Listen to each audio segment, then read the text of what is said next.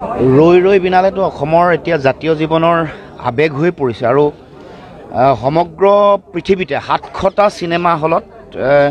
ৰৈ ৰৈ বিনালে মুক্তি দিছে আৰু জানি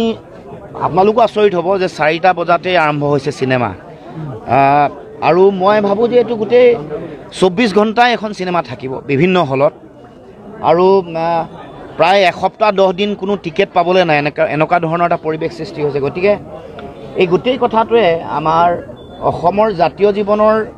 জুবিনদাৰ সৃষ্টিৰ প্ৰতি যিটো দায়িত্ব জুবিনদাৰ আদৰ্শ তেওঁৰ চিন্তা তেওঁৰ যিটো জাতীয় চেতনা অসমৰ জাতীয় জীৱনক যি ধৰণে আদৰ্শৰে মাৰ্গদৰ্শন কৰিছিল তাৰ প্ৰতি অসমৰ ৰাইজৰ যিটো অভূতপূৰ্ব যিটো দায়িত্ব আৰু দায়বদ্ধতা আছে তাৰে এটা উন্মুক্ত বহিঃপ্ৰকাশ ঘটিছে আৰু ৰৈ ৰৈ বিনালে যিটো চিনেমাখনৰ যি নাম তাৰ লগে লগে প্ৰকৃতিয়েও এতিয়া ৰৈ ৰৈ বিনাইছে চাব এতিয়া বৰষুণো আজি দিনটোত বৰষুণ দিছে গতিকে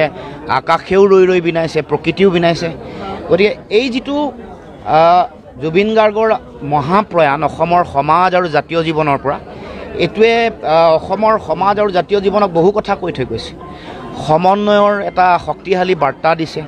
মানুহৰ মাজত একতা ভাতৃত্ববোধ সাম্প্ৰদায়িকতাহীন এখন সমাজ এইবোৰৰ কথা কৈছে মানৱীয় প্ৰমূল্যৰ কথা কৈছে আৰু ৰৈ ৰৈ বিনালে চোৱাৰ পাছত মানুহে আৰু যিবোৰ আদৰ্শ তাৰ গভীৰতালৈ সোমাব পাৰিব সেইকাৰণে মই সমগ্ৰ অসমবাসী ৰাইজক আহ্বান জনাইছোঁ এইটো জুবিন গাৰ্গৰ যিটো মহান শিল্পী সত্তা তাৰ প্ৰতি অসমৰ ৰাইজৰ এটা শক্তিশালী বাৰ্তা আৰু শ্ৰদ্ধা থাকিব কাৰণ তেওঁ কৰি থৈ যোৱা সৃষ্টিসমূহ অসমৰ জাতীয় জীৱনত অনন্তকাললৈ থাকিব কিন্তু এইটো তেওঁ নিজে কৰি থৈ যোৱা শেষটো যিটো কাম বোলছবিৰ শেষ কামটো যাতে সকলোৱে আহি ইয়াৰ লগত চিনেমাখনৰ চিন্তাৰ লগত আদৰ্শৰ লগত একাত্ম যাতে সকলো হয়